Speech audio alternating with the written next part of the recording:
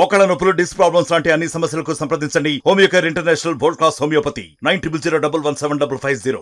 ఉత్తరాంధ్ర ఉపాధ్యాయ MLC Pakalapati Raghu Varma ఈ రోజున నేను తిరుమల తిరుపతి దేవస్థానానికి రావడం, ఆ శ్రీవారిని దర్శించుకోవడం జరిగింది. మరి కొత్త ప్రభుత్వం, కొత్త పరిపాలన, అదేవిధంగా కొత్త అధికారులు రావడం జరిగింది.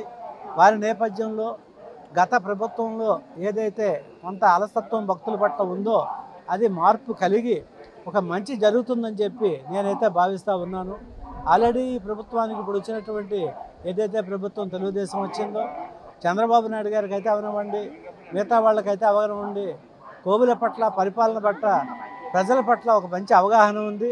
ఏదైతే ఎక్స్పెక్ట్ చేశారో మంచిగా, దానికి అనుగుణంగా ప్రజలకి మంచి జరగాలని చెప్పేసి నేనైతే కోరుకుంటా ఉన్నాను. మరి కాలనడకన వచ్చినటువంటి